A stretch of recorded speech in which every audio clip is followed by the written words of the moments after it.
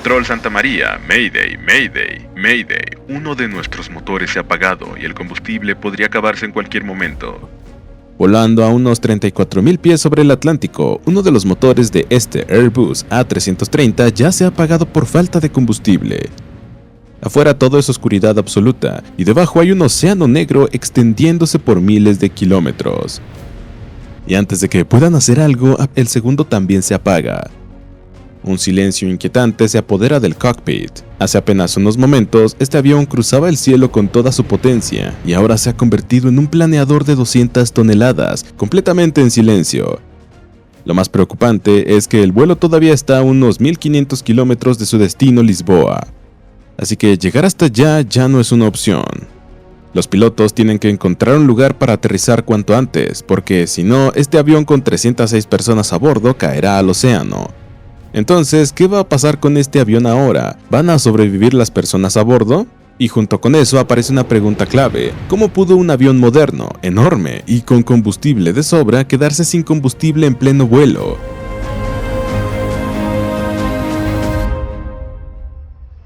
Esta es la escalofriante historia del vuelo 236 de Air Transat.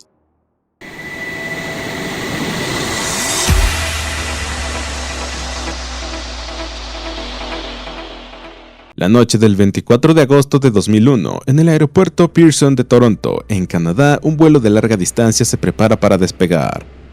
Su número es Air Transat 236 y su destino es Lisboa, la capital de Portugal, un vuelo de unas 7 horas que cruzará el Atlántico durante la noche para llegar a Europa.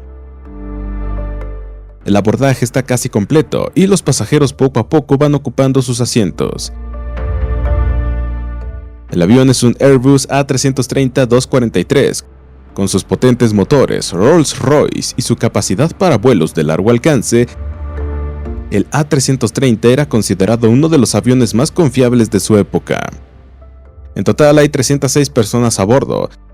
En el cockpit van 2 pilotos. El primero es el capitán Robert Pichet, de 48 años, un piloto experimentado con alrededor de 16.800 horas de vuelo. Con él está el primer oficial Dirk de Jager, de 28 años, con alrededor de 4.800 horas de vuelo. Para ambos, este es solo un vuelo más, una operación completamente rutinaria. Para este trayecto, el avión fue cargado con unas 46.9 toneladas de combustible. Según las normas de aviación, esto representa unas 5.5 toneladas más del mínimo legal requerido para esta ruta. Altitud de crucero, unos 34.000 pies sobre el Atlántico. Esto significa que incluso si el clima empeora o el avión necesita desviarse a otro aeropuerto, todavía cuenta con un margen adicional de seguridad. Con todas las preparaciones completas, el avión despega de la pista a las 12:52 am UTC.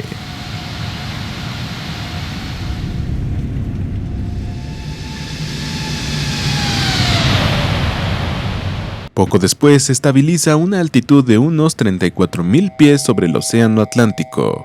Las luces de la cabina se atenúan, los pasajeros intentan dormir y el avión queda bajo control del piloto automático. Todo transcurre con absoluta normalidad. Pero detrás de este vuelo tranquilo y rutinario se esconde un problema que había comenzado varios días antes. Y ese pequeño detalle está a punto de vaciar por completo el combustible del avión en medio del Atlántico. Aproximadamente una semana antes de este vuelo, cuando el mismo Airbus A330 estaba en una inspección rutinaria de mantenimiento, los técnicos notaron algo extraño en el filtro de aceite del motor derecho. Al abrir el filtro encontraron pequeñas partículas metálicas en su interior. En aviación eso es una señal de alerta, porque indica que alguna pieza dentro del motor se está desgastando o empezando a fallar. Los técnicos limpiaron el motor y devolvieron el avión al servicio. Pero 2 días después, el 17 de agosto, el mismo problema volvió a aparecer durante otra inspección. Otra vez encontraron partículas metálicas en el filtro de aceite y ahora ya no era posible seguir ignorando la situación. El equipo de mantenimiento de Air Transat decidió que, en vez de correr riesgos, lo mejor sería reemplazar por completo el motor. La compañía no tenía disponible un motor de repuesto de ese modelo en ese momento. Así que para resolverlo rápido decidieron usar un motor prestado por Rolls-Royce que ya se encontraba en las instalaciones de mantenimiento de la aerolínea. Durante el fin de semana los mecánicos retiraron el motor viejo del avión y comenzaron a instalar el nuevo. El trabajo estaba casi terminado cuando apareció otro problema inesperado. Al intentar colocar la bomba hidráulica en el motor, los técnicos se dieron cuenta de que el espacio entre el tubo hidráulico y el tubo de combustible que pasaba cerca era demasiado pequeño. Ambos tubos estaban extremadamente cerca. Rolls-Royce ya había emitido una directriz para este caso. En ella se indicaba claramente que, si se instalaba esa bomba hidráulica, tanto la línea hidráulica como la línea de combustible debían reemplazarse. Pero en ese momento los técnicos no tenían acceso a esa guía. Entonces consultaron al equipo de ingeniería de mantenimiento. Les indicaron reutilizar la tubería de combustible del motor viejo y ajustarla ligeramente para separarla un poco de la tubería hidráulica. Siguiendo esa instrucción, los técnicos usaron una herramienta para doblar levemente la tubería de combustible y dejar un pequeño espacio entre ambas. Creyeron que era suficiente y que las tuberías no llegarían a tocarse durante el vuelo.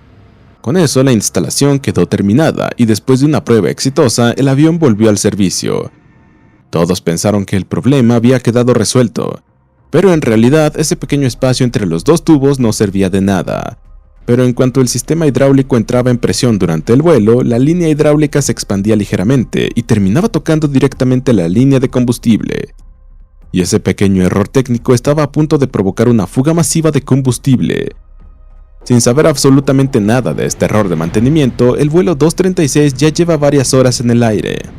El Airbus A330 sigue en crucero sobre el Atlántico. Afuera solo hay oscuridad y debajo se extiende un océano interminable por miles de kilómetros. Pero dentro del ala derecha, la línea de combustible y la línea hidráulica se están rozando con cada vibración, y los pilotos no tienen la menor idea de que eso está ocurriendo. Durante las primeras horas, la tubería resiste la fricción. Pero después de 4 horas de vuelo continuo, alrededor de las 4:30 am UTC, llega el momento en que se forma un pequeño agujero en el tubo de combustible. Y en ese instante el combustible empieza a escaparse del avión. Y no estamos hablando de una fuga pequeña, el avión está perdiendo combustible a un ritmo de unas 15 toneladas por hora. Para entender lo grave que es eso, piensa en esta comparación. A altitud de crucero, un motor de un Airbus A330 normalmente consume entre 2.5 y 3 toneladas de combustible por hora. Eso significa que el avión ahora está perdiendo combustible a un ritmo casi 5 veces mayor de lo que normalmente consumiría en vuelo. Pero lo más peligroso de todo es que el motor sigue funcionando con total normalidad. Esto pasa porque la presión de combustible entre los tanques y el motor todavía se mantiene. Mientras haya combustible en el sistema, el motor no detectará ningún problema. Así que en el cockpit no se sienten vibraciones, ni pérdida de potencia, ni sonidos extraños en el motor. Son las 5:03 am y en el cockpit el capitán Robert Piché y el primer oficial Dirk de Jager están haciendo la revisión rutinaria de instrumentos. Pero de repente empiezan a notar lecturas extrañas en los indicadores del motor número 2. La presión del aceite marca un valor inusualmente alto, la temperatura del aceite empieza a bajar y la cantidad de aceite disminuye poco a poco. Esa combinación no tiene ningún sentido. Normalmente si la cantidad de aceite baja, la temperatura debería subir, pero aquí está ocurriendo exactamente lo contrario. En realidad, dentro del motor existe un sistema llamado intercambiador de calor combustible-aceite, que utiliza el combustible para enfriar el aceite del motor. Pero debido a la fuga de combustible en este avión, el patrón de flujo del combustible ha cambiado y el aceite ya no se está enfriando correctamente. Por eso empiezan a aparecer esas lecturas tan extrañas en los instrumentos del cockpit. El capitán Piché observa los indicadores unos segundos, mira al primer oficial y le dice: "Estas lecturas no se ven bien". Ambos pilotos comienzan de inmediato a revisar los parámetros del motor, pero el empuje sigue siendo normal, no hay vibraciones y el avión se mantiene perfectamente estable. Desde fuera nada sugiere que haya un problema serio en el motor. Y ese es justamente el momento en que empieza la confusión. El capitán piensa que quizás se trata de una falla en el sensor de aceite o en algún instrumento. Aún así, por precaución, la tripulación contacta al centro de control de mantenimiento de la aerolínea. Por radio explican la situación a los ingenieros en Montreal. Motor 2 está mostrando alta presión de aceite, la temperatura está baja, la cantidad también está bajando un poco, pero fuera de eso el motor sigue funcionando normal. El equipo de mantenimiento también se confunde al escuchar esos datos y no logra encontrar de inmediato una explicación clara. Les indican a los pilotos que sigan monitoreando los parámetros del motor y que informen si la situación empeora. En el cockpit, ambos continúan observando los indicadores durante un rato. El avión sigue volando con normalidad. Son alrededor de las 5:36 y aquí es donde la situación empieza a cambiar. Las lecturas extrañas del aceite siguen rondando en la cabeza de los pilotos cuando, de pronto, aparece una nueva advertencia en el cockpit. En la pantalla SAM aparece un mensaje: Fuel Imbalance. Eso significa que el combustible en las dos alas ya no está equilibrado. El sistema muestra que hay más combustible en los tanques del ala izquierda y menos en los del ala derecha. Para el capitán y el primer oficial la situación es inusual, sí, pero no lo suficiente como para entrar en pánico. El manual de Airbus tenía un procedimiento estándar para ese problema y los pilotos deciden seguirlo. Abren la válvula de alimentación cruzada en el cockpit. Esa válvula conecta los sistemas de combustible de ambas alas. Al mismo tiempo apagan las bombas de combustible del ala derecha. La idea era que el combustible del ala izquierda alimentara el motor derecho y que poco a poco los niveles de combustible en ambas alas se equilibraran. En apariencia la decisión tenía toda la lógica del mundo, pero los pilotos no tenían ni idea de que la línea de combustible cerca del motor derecho ya estaba dañada y que el combustible se estaba escapando constantemente por ahí. En cuanto abren la válvula de alimentación cruzada, crean una nueva ruta de flujo. Ahora ya no solo se está fugando el combustible del ala derecha, sino que también el combustible del ala izquierda está siendo transferido al lado derecho a través del sistema crossfeed y se fuga por la misma línea dañada. En otras palabras, por culpa de esa sola decisión, el avión ahora está perdiendo combustible de ambas alas. En el cockpit, los pilotos observan los indicadores de combustible, pero todavía no entienden por completo lo que está ocurriendo.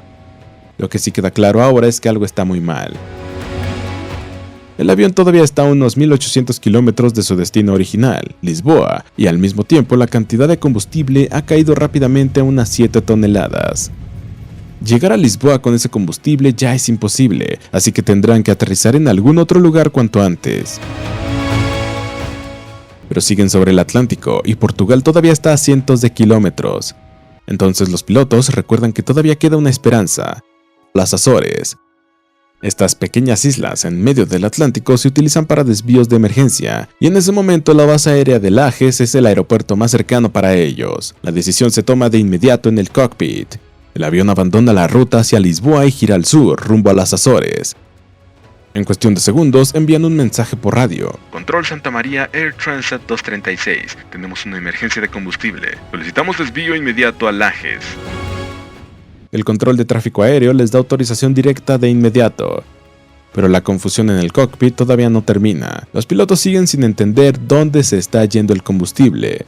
Llaman a la tripulación de cabina y les piden que revisen las alas. La idea es que observen por las ventanas de los pasajeros para confirmar si hay una fuga de combustible. Pero afuera es noche cerrada. Los sobrecargos intentan mirar por las ventanas usando linternas, pero en la oscuridad no pueden ver ni rocío de combustible ni una estela de vapor. Regresan al cockpit y reportan: no vimos ninguna fuga. Y al escuchar eso, la confusión dentro del cockpit aumenta todavía más. Si no hay fuga, entonces, ¿a dónde está desapareciendo tan rápido el combustible? Los pilotos llegan a pensar que quizá hay una falla en las computadoras del avión o en los indicadores de combustible. Al entender que la situación es grave, la tripulación empieza a preparar los pasajeros para un aterrizaje de emergencia. A partir de ese momento, solo existe un objetivo en el cockpit: llevar el avión a los Azores como sea. Son alrededor de las 6:13, el vuelo ya va rumbo a los Azores, pero los indicadores de combustible están prácticamente al borde del vacío. El avión todavía está a unos 280 kilómetros de la base aérea de Lajes, pero en todo el sistema de combustible apenas quedan unos 600 kilogramos. Esa cantidad alcanza solo para unos pocos minutos de vuelo en un Airbus A330 de este tamaño. De repente una fuerte alarma retumba en el cockpit y, por agotamiento total de combustible, el motor derecho se apaga por completo. El avión queda ligeramente desequilibrado porque ahora el empuje solo viene de un lado. El capitán desconecta de inmediato el piloto automático y toma el control manual. Ahora el vuelo 236 está volando con un solo motor. El primer oficial toma la radio e informa al control aéreo. Mayday, Mayday, Air Transat 236. Hemos perdido un motor. La situación de combustible es crítica. Desviándonos a Lajes. Mientras tanto, los sobrecargos comienzan a preparar los pasajeros para la posición de impacto y el aterrizaje de emergencia. En el cockpit, los pilotos saben que los tanques están prácticamente vacíos. El motor izquierdo sigue funcionando, pero solo con el poco combustible que queda. Y antes de que puedan encontrar una solución, apenas 13 minutos después de que se apaga el primer motor, exactamente a las 6:26, el segundo motor también se sacude y se detiene. Eso significa una sola cosa: el Airbus A330 acaba de perder sus dos motores. Un silencio extraño y una oscuridad inquietante invaden el cockpit. Hace apenas unos segundos, el avión seguía avanzando por el cielo con la fuerza de miles de caballos, y ahora ha perdido por completo toda su potencia. Ahora esta enorme aeronave de 200 toneladas depende de una sola cosa: la gravedad. Antes de seguir, una pequeña petición. Si esta historia te está pareciendo interesante, dale like al video y suscríbete al canal para que podamos seguir trayéndote más historias reales y asombrosas como esta. El vuelo 236 ahora se ha convertido en un enorme planeador, descendiendo sobre el Atlántico desde unos 34.000 pies de altura. Normalmente a esa altitud, sobrevivir sin motores se considera algo casi imposible para cualquier avión. Pero el Airbus A330 tenía un sistema de emergencia en su diseño que ayudó a mantener la situación, al menos, algo bajo control. En cuanto fallaron ambos motores, una pequeña hélice se desplegó automáticamente desde la parte inferior del avión. Se llama Ram Air Turbine o RAT. Esta turbina gira con el flujo de aire y genera una pequeña cantidad de energía eléctrica e hidráulica, suficiente para que los pilotos conserven los controles básicos de vuelo. Y aquí es donde entra en juego la experiencia personal del capitán Piché. Al principio de su carrera había aprendido a volar planeadores, y ahora ese entrenamiento se vuelve crucial. Él sabe cómo hacer planear un avión sin motores. De inmediato estabiliza la aeronave a la mejor velocidad de planeo, y en el cockpit empiezan los cálculos. El avión está a unos 34.000 pies y la base aérea del Laje se encuentra a unos 120 kilómetros. Si mantienen correctamente el planeo pueden llegar, pero el margen es mínimo. El control de tráfico aéreo también sigue al avión por radar. Las luces de la pista se ponen al máximo brillo para que los pilotos puedan identificarla desde la distancia. Después de unos 15 minutos de planeo, las tenues luces de las Islas Azores empiezan a aparecer en el horizonte. Es la primera vez en toda esta pesadilla que una pequeña esperanza aparece en el cockpit. Pero entonces surge un nuevo problema. A medida que el avión se acerca a la pista, viene demasiado alto. El capitán Piché toma de inmediato una decisión arriesgada. Mete el avión en un viraje de 360 grados y completa un círculo entero antes de volver a alinearse hacia el aeropuerto. Esa maniobra le sirve para perder altura y velocidad. Después realiza también algunos virajes en S para ir ajustando poco a poco el perfil de aterrizaje. Ahora el avión está en aproximación final, pero este no tiene nada de un aterrizaje normal. La aeronave se aproxima a la pista a unos 200 nudos, mucho más rápido de lo normal. Además, los motores no funcionan, no hay reversa de empuje y la capacidad de frenado es limitada. En cuanto cruzan el umbral de la pista, el capitán Piché baja del avión para tocar tierra. Pero debido a la velocidad tan alta y al control limitado, el aterrizaje es brutal. El impacto es tan fuerte que las 8 llantas del tren principal revientan de inmediato. El avión empieza a deslizarse por la pista lanzando chispas. Los rines metálicos raspan el asfalto mientras sigue avanzando. Viendo esa escena, por un momento parece que la aeronave se va a salir de control. Pero al final, después de deslizarse unos 2.300 metros, a las 6:45 el avión por fin se detiene.